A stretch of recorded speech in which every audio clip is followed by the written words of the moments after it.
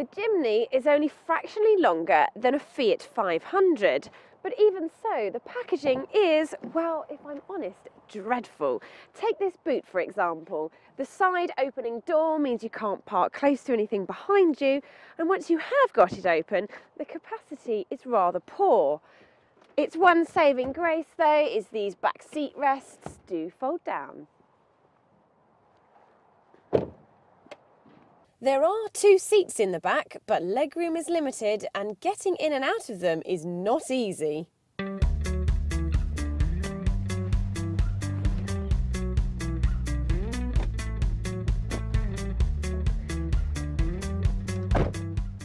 Thankfully, there's more room for those up front, although these pedals are offset to the right and there's no adjustment in the steering wheel. However, its boxy dimensions do mean that visibility is really good, and there's somewhere to store a banana and a decent sized glove box.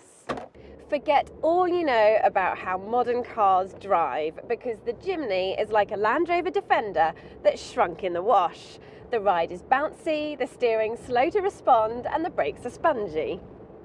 However, like a Defender, this also makes the Jimny quite good fun in its own way, although only for short bursts.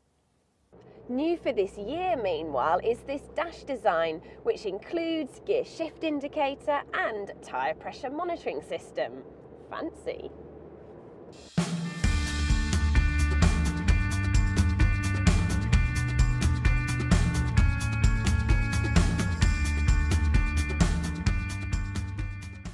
Also new for 2015 is electronic stability control as standard, but the 1.3 litre petrol engine is the same as before, which means it pushes out 84 brake horsepower and has 81 foot-pounds of torque, and feels even slower than those figures would suggest. It takes a whopping 14 seconds to get to 60, and the show's over by the time you get to 87, which of course you won't.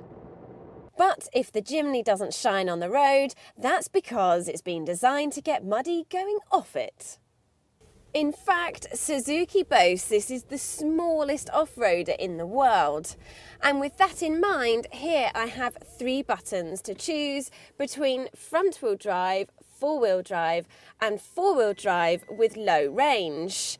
And that's the key to the Jimny's appeal, because despite their 4x4 appearance, no other small crossover in the world offers this kind of hardware.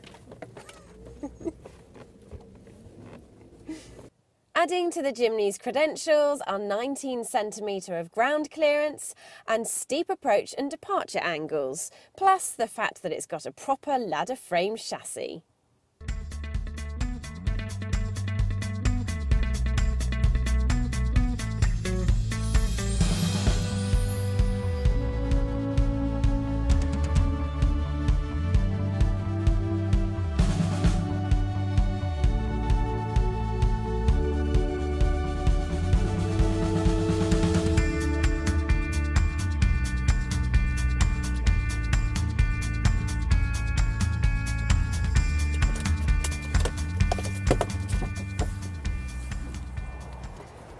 Now, let's make this clear.